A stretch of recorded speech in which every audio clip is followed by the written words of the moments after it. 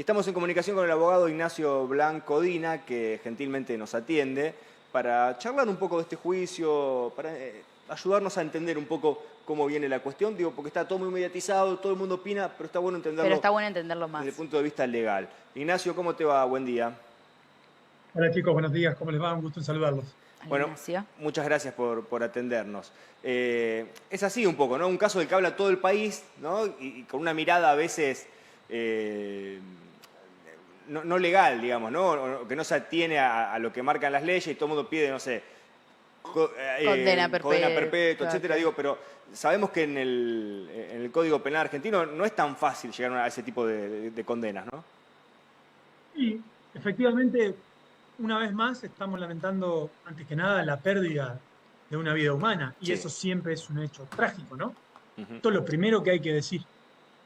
Sobre todo cuando esa vida es de una víctima, digamos, atacada salvajemente, cobardemente, ¿por qué no? Y sobre todo cuando es de una víctima joven. Sí. Y esto provoca que inmediatamente, y hasta incluso diría razonablemente, la reacción de la gente que se convierte automáticamente en especialista en derecho penal, en derecho procesal penal, y salen a emitir sentencias condenatorias solamente tras un comentario, Claro. tras un video de 5 segundos. Esto ha pasado nuevamente en este caso. Sí, y a ver, explicarnos un poquito qué es lo que se está debatiendo hoy o cuáles son las implicancias o los agravantes, en todo caso, ¿no? De un hecho donde, bueno, se está tratando de demostrar, y en principio las pruebas así lo marcan, que son culpables. Y que Fernando además fue atacado en manada, digamos así la palabra que cabe, digamos, pero en grupo, organizado. ¿no? Claro. Efectivamente, a ver, aquí no hay ninguna duda y la defensa no va a plantear su teoría del caso diciendo ellos no fueron. Esto está claro, Sí. ¿no? Sería una torpeza de parte del abogado defensor encararlo de esta manera. Ahora, en materia de derecho, no todo es blanco o negro. ¿Y por qué? Porque la abogacía no es una ciencia exacta. Esto genera tantas opiniones como punto de vista pueda haber. Mientras que la fiscalía y la querella ya han anunciado en su alegato de apertura del día lunes, del comienzo del juicio, como se suele hacer habitualmente, que van a ir tras la figura de homicidio agravado, Sí. pidiendo la correspondiente pena de perpetua. Hay que entender por qué lo ven de esta manera. A ver. ¿Qué hace la fiscalía y la querella? Ellos dicen que hay homicidio agravado por 2 motivos. O sea que hay 2 agravantes. Una, la alevosía, por la cantidad de golpes que le asisten a Fernando, porque le pegan estando en el piso, mientras él suplicaba que le dejen de pegar, ¿está? Sí. Y además entienden la parte acusadora que hubo un concurso premeditado de más de 2 personas para asesinarlo.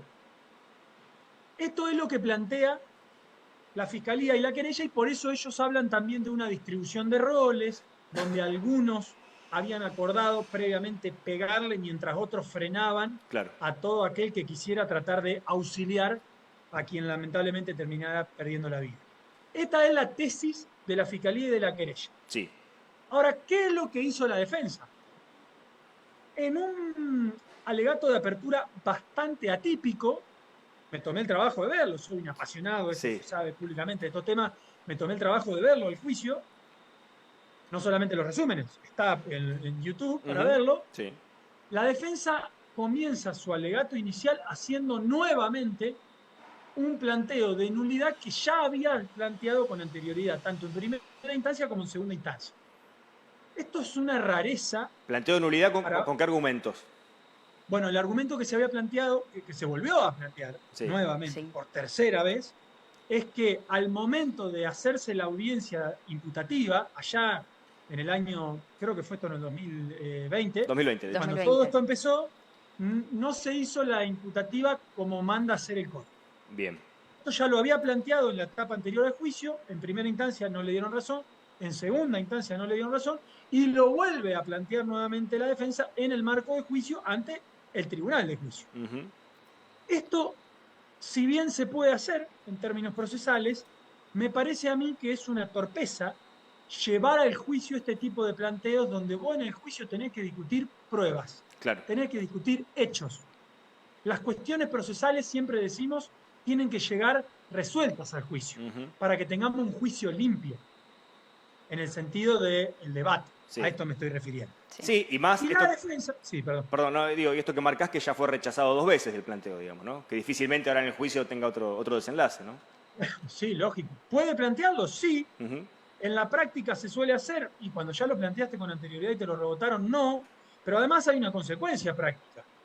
Corres el riesgo, como defensor, de mal disponer a los sentenciantes que van a jugar el futuro de tu defendido, bajo la creencia de que lo que está haciendo es una chicana procesal, queriendo dilatar el proceso. Exacto. Y eso, si es un riesgo y es interpretado de esa manera, se termina pagando. Así que hay que tener cuidado con estas cosas. Ahora, la pregunta del millón es, y que varios me han hecho, ¿no? La familia, amigos, conocidos. Che, Ignacio, ¿vos tomarías un caso como esto? Por supuesto. Claro que sí. Es mi trabajo. Sí, sí, claro. Todas las personas tienen derecho a tener una defensa eficaz. Lo dice la Constitución. Seguro. Ya no importa lo que opinemos al respecto, lo dice la Constitución. Sí, sí.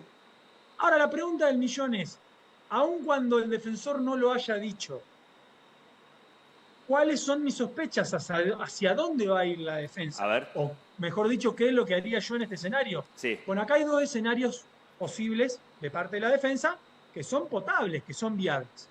Uno es el del homicidio preterintencional, ahora lo voy a explicar, y el otro es el llamado homicidio en ocasión de riña, que esto altera los ánimos. Claro. ¿Ah? Sí. El homicidio preterintencional, siempre explicamos en el ámbito académico, en la facultad, es cuando yo busco generar una lesión, te quiero lastimar, por eso te golpeo, y termino provocando la muerte, siempre que el medio que yo use razonablemente no podía provocar la muerte. El típico ejemplo que se plantea es, no sé, te aplico un golpe de puño, en la caída golpeas la cabeza contra el cordón, claro. ¿no? Ese es como el ejemplo clásico. Acabás de aprobar Derecho Penal 2. Excelente. Bien. Claro que sí, Juan querido. Excelente. Ahí está. Típico ejemplo que damos. Sí. ¿Por qué aquí sí se podría dar? Yo me imagino un escenario en el que los jóvenes, alcoholizados, en un boliche, tienen una discusión adentro, que por supuesto no justifica después salir a agredir a una persona, desde luego, ¿no? No se trata de justificar, sino, digamos, de pensar cómo estamos... de lo técnico. Exactamente. Claro. Correcto. Digo, ¿hubo realmente un plan con una distribución de roles, como dice la Fiscalía y la querella, para salir a matar a Fernando Báez Sosa? Sí, la experiencia se me ocurre que es lo más difícil, de demostrar eso. Digamos, me parece que el debate se va a centrar en eso, ¿no? La discusión. Exactamente. A mí me parece que la lógica de uno que ha sido joven y ha visto estas cosas, la experiencia que llevo en la materia profesional, yo no creo que este haya sido la verdadera intención de estos muchachos. Lo que hicieron fue terrible, la pérdida de una vida humana es terrible, pero yo no creo que haya habido un plan con distribución de roles de 8 jóvenes alcoholizados en un boliche con ruido que dicen, ustedes 4 le salen a pegar, ustedes 4 atajen a la gente. Sí, sí. Yo la verdad que no creo que sea ese el escenario. Entonces digo, las 2 soluciones que me parecen más potables o más justas o más precisas es una, la del homicidio preterintencional, salieron a golpearlo efectivamente y lamentablemente terminaron provocándole la muerte. Y aquí alguien puede decir, guarda, ahora Ignacio, si 4 personas le pegan a uno en el piso, ¿realmente el medio empleado que utilizaron podía no provocar esa muerte? Es una pregunta interesante. Yo la voy a retrucar y la voy a responder. A ver. Supongamos que los 3, ustedes 2 ahí en el panel y yo aquí, le empezamos a golpear a una persona. Y en el video, que no sea una cuestión de discusión probatoria, ¿no? Sí. En el video se ve cómo Juan le pega una sola trompada en el estómago a la persona que está en el piso. Y resulta ser que la persona muere por un derrame o por una hemorragia cerebral. Sí. La pregunta del millón es, ¿acaso no es correcto decir que si Juan le pegó en el estómago, razonablemente no podía provocar la muerte? Bien. ¿Entiende el ejemplo? Sí. Entonces, ¿por qué le vamos a poner a Juan el homicidio con el concurso premeditado? Claro. Yo creo que no. Ahí está claro que si Juan le pegó una sola trompada en el estómago mientras yo le pateaba la cabeza, claramente lo de Juan podría ser preterintencional. Claro. ¿Está?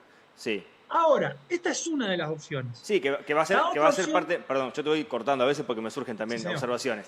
Digo, también me parece que va a ser otro de los debates centrales si todos, si los 8 acusados tuvieron el mismo nivel de intervención, digamos, ¿no? O el mismo nivel de responsabilidad Sí. ante la muerte de Fernando, ¿no? ¿Qué es lo que se hablaba, por Bueno. ejemplo, de que 2 de los chicos como que los Claro. no Sí. iban a tener juicio? Sí, o bueno, los testimonios, el que dice que le pegó la patada en la cabeza. Bueno, esta cuestión también va a ser importante y va a ser uno de los ejes del debate, del juicio. Sin duda alguna, por supuesto. Y la otra alternativa que también es potable, que es la que provoca locura en la gente, pero provoca locura porque los penalistas no informamos, no explicamos, es la figura que habla de el homicidio en ocasión de riña. Sí, Ya ahí los oyentes están diciendo, no, este es un animal, acá no hubo riña, lo atacaron salvajemente. Espere. En realidad el Código Penal habla de riña o agresión. claro. Claramente acá no hubo una riña, porque Fernando no estaba atacando a nadie. La riña es entendida como el acometimiento recíproco, cuando Juan y yo nos agarramos a Sí. trompar y los dos nos pegamos. Sí. Claramente no es el ejemplo, ¿está? No. Pero el artículo del Código Penal que habla de esta figura dice riña o agresión. Y no hay ninguna duda de que aquí hubo una agresión, Sí, sí. ¿está? Sí. ¿Hubo una agresión? Sí, señor. ¿Tomaron parte más de 2 personas? Sí, señor. Ujú. Eran por lo menos 4 los que le pegaban. Sí. Pregunto, ¿se sabe? ¿Podrá acreditar la fiscalía quién fue el que dio el golpe mortal que Ujú. provocó la muerte de Fernando? Bueno, es uno, claro. Acá está la clave. Bueno, uno de los temas que Por también... ahora igual se sabía nombre y apellido de quién era la... Sí, hipótesis, pero no está demostrado, digamos, ¿no? Hay como hipótesis en función de... Digo, una de las claves de esto va a ser si van a hablar los acusados, digo, ¿no? Porque hasta acá hubo como un pacto de silencio conjunto. Puede pasar que alguien declare, ¿no? Y eso sería sí. clave, ¿no? Bueno, sí, en parte sí, pero también los videos son muy claros. Sí, Porque al imputado de apellido Thompson es el que se le atribuye pegar la patada, dice la sí, fiscalía. porque además se La encontró en la zapatilla resto de sangre. huella ¿no? de la zapatilla Exacto. coincide. Estamos perfectos. Supongamos Sí. que eso no es materia de discusión. Entonces, si yo soy otro de los imputados acusado de pegarle, ¿por qué a mí me van a atribuir Claro. el resultado de muerte? Ujú. Bueno, y aquí está la clave. ¿Cuándo se aplica esta figura? Cuando no se sabe cuál fue el golpe que provocó la muerte. Claro. Claro. ¿Qué se hace? Se tiene por autores a todos los que le pegaron. Ujú. Al que le pegó la trompada en el estómago, al que le pegó un cachetazo para tumbarlo al principio y al que pegó la última patada que habría sido la que provocó la muerte. Bien. Entonces, el problema de esta figura, ¿cuál es? Que mientras que lo que pretende la fiscalía tiene una pena de prisión perpetua, Claro. el homicidio en ocasión en riña, que es, en mi humilde opinión y absolutamente desde lo técnico, la figura que aplica a este caso en particular, tiene una pena de 2 a 6 años. 6 años por la muerte, por la pérdida de una persona, Mm. y es medio poco, claro, todos Sí. podemos coincidir en eso, Sí. pero sigue siendo la pena que estableció el legislador. Sí, y acá bueno. está la cuestión. Sí, sí, está bueno que cuentes esto, Ignacio, porque nos ayuda a entender después cómo se va a desarrollar el juicio, cuál va a ser la estrategia y los planteos de cada uno de los... Sobre todo la defensa, digo, porque está claro que la Fiscalía va a ir por la figura máxima, esto de que fue premeditado, de que hubo una intencionalidad, de que hubo una planificación de matarlo a Fernando, que está claro que también es bastante difícil de demostrar, pero bueno, se entiende que siempre la Fiscalía va por la máxima y que la defensa busca distintos esquemas, ¿no? Para tratar de alivianar la pena. Pero te pregunto también esto, digo, ¿no? Porque ¿cuánto crees que puede incidir la opinión pública en esto? ¿Cuánto puede condicionar a un tribunal el peso Sí. de la opinión pública en este tipo de hechos donde se habló directamente Hay una un condena verano social entero? directamente. No, pero aparte se habló un verano entero de este caso, todo el mundo opina, esto como decías, la gente pidiendo prisión perpetua, además digo, ¿crees que eso tiene incidencia en un tribunal? Espero que no, y creo que sí. ¿Está? Sí. Fíjate vos hasta dónde tiene incidencia lo que llamamos el cuarto poder, el trabajo que hacen desde los medios de comunicación, la opinión, las redes sociales y todo lo demás, que, y aquí me tomo el atrevimiento, Juan, te conozco hace muchos años, sé que me vas a disculpar, Sí. de hacerte una pequeña corrección A ver, desde lo dale. técnico. Sí, dale. La Fiscalía no tiene que ir por la máxima, porque la Fiscalía tiene el deber de trabajar con el principio de objetividad.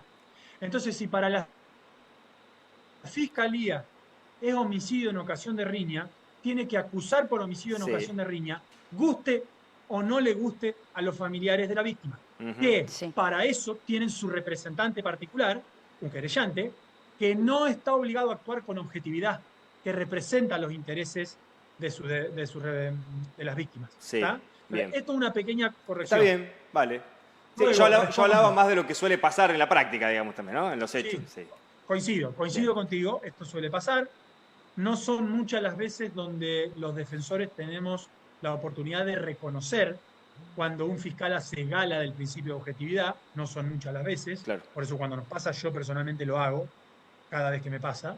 Y respecto de la opinión que los factores externos pueden tener sobre el tribunal, lo que tenemos que entender de una vez por todas es que los jueces son seres humanos y que más allá de que si están ahí tendrían que fallar conforme derecho, para eso tienen todos los privilegios que tienen por el sillón que ocupan, lo cierto es que cada vez es más visible cómo los factores externos, la presión social, mediática, de la política también, lastimosamente terminan por atravesar ese muro impermeable que deberían tener al momento de resolver. Ujú. ¿Y por qué digo lastimosamente? Porque más allá de que en un caso en particular, por la presión de estos factores, se termine resolviendo como la mayoría quiere, Sí. más allá de ese caso en particular, cuando uno ve la película macro o ve desde lo institucional, lo cierto es que un juez que termina perdiendo independencia no le afecta a ese juez, nos afecta a todos, Ujú. porque es uno de los pilares fundamentales de una república como la que nosotros tenemos en nuestro país. Así es. Entonces, en esto tenemos que ser muy cuidadosos. Y además digo una cosa, la justicia solo se equivoca cuando absuelve o solo se equivoca cuando pone una pena que la fiscalía no pidió. No, no necesariamente, Lo ¿no? dejo No, para claro. pensar. Sí, depende, hay que analizar cada caso, ¿no? Está claro, digamos, cuáles son los planteos y las posibilidades en torno al hecho en sí mismo, ¿no? que derivó en la muerte, en el asesinato, en definitiva, de Fernando Báez Sosa. Y está bueno lo que planteaba, por dónde puede llegar a ir. Sí, y defensa. ayuda a entender porque es un juicio, el juicio es apasionante, está claro, digo, ¿no? Sí. A vos te apasiona como abogado, porque estás contando un montón de por dónde irías y demás, y me parece que a la opinión pública también la apasiona, ¿no? Pero está bueno tener estas herramientas y entender de verdad cuál es el debate y no quedarnos en la cosa de decir, no, que les den condena perpetua a todos. Bueno, pará, a ver, Sí. ¿cuál es Y al la hecho, discusión claro, real, y al digamos, hecho de ¿no? que, en todo caso, de que no le den, voy a entender, bueno, a ver por qué. Sí, entender que de repente no todos pueden tener el mismo nivel de participación. Bueno, que va a ser el eje un poco del debate, lo que explicabas recién, si se considera muerte en riña o no, bueno, todas estas cuestiones. Digo, sí, Según respecto de las últimas dos figuras que explicaba, lo sí, del tema de homicidio en ocasión de riña o agresión, como le quieras llamar, sí, o el preterintencional, ahí va a estar ocupando un rol fundamental los peritos claro, médicos de parte de la querella y de la fiscalía que hayan hecho la autopsia. ¿Por qué? Porque si no logran acreditar, claro. más allá de toda duda razonable, como exige la Constitución, cuál fue El golpe, que lo... el Claro. golpe que efectivamente provocó esta situación, eso va a llevar que se inclinen por una figura de los jueces o por la otra. Bien, está claro. Y es que la opción es esa.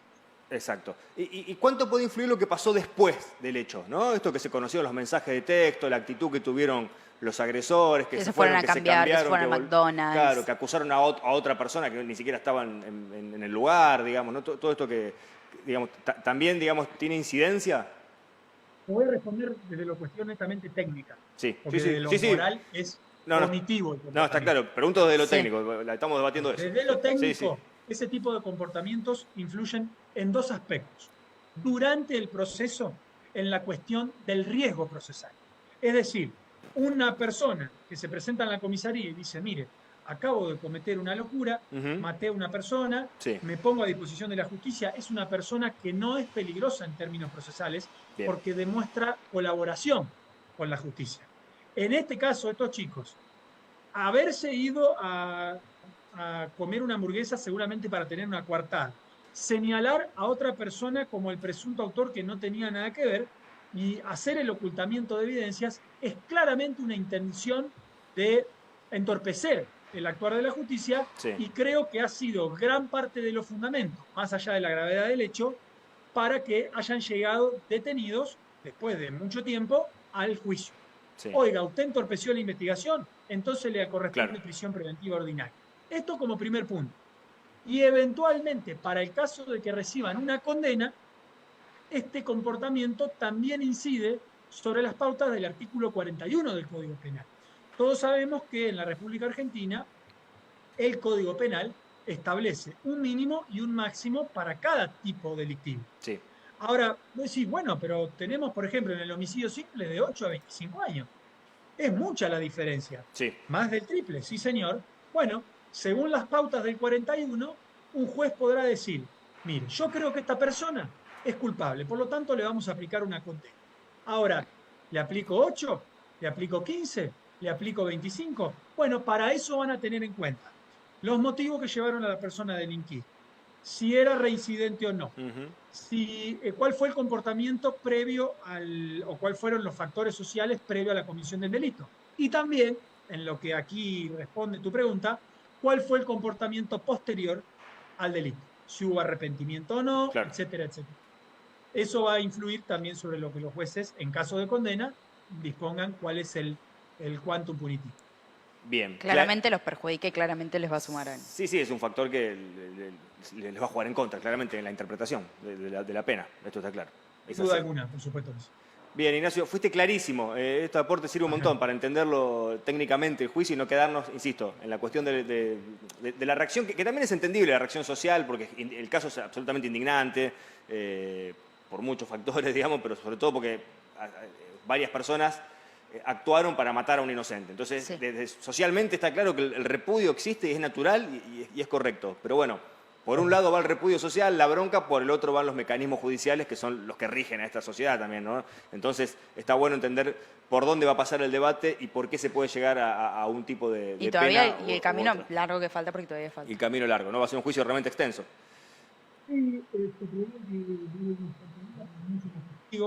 Hay jornadas que son extenuantes. A ver, Sí. ayer, para que ustedes se den una idea, de hecho hice un comentario, espero que no lo tomen a mal los colegas que intervienen en el juicio, en el canal de YouTube oficial del Poder Judicial de la Provincia de Buenos Aires. Digo, las técnicas de litigación oral nos enseñan, a quienes hemos hecho todos los cursos, Sí. un alegato de apertura de un juicio no puede durar más de 5 minutos. Ujú. Mire, yo voy a acreditar esto, acá lo que pasó es esto, y guarda con lo que prometés y no pagás y no cumplís, Sí. porque después te lo facturan. Ayer, solo el planteo del defensor debe haber durado algo así como 35 minutos. De hecho, el tribunal le dice, oiga, Sí. usted, esto también a la querella, oiga, usted puede decir lo que quiera, pero no se olvide que es un alegato de apertura. Claro. O sea que si ya empezó así el día lunes, sí, vamos a tener un juicio que seguramente va a ser extenso con los recursos que eso implica. Yo siempre lo que digo, con esto termino, es, se trata de que tengamos la información correcta para poder hacer un debate con fundamentos. Porque un debate talibán Sí. sin fundamentos Sí. no es enriquecedor. No aporta Mientras nada. que No. cuando hay un debate cultivado, con respeto, con aplomo, con fundamentos, sin duda ganamos todos. Excelente, Ignacio. Muchas gracias por estos minutos. Gracias a ustedes. Un abrazo grande para los dos. Gracias. El doctor Ignacio Blanco Dina, aportándonos un poco de claridad en torno al debate.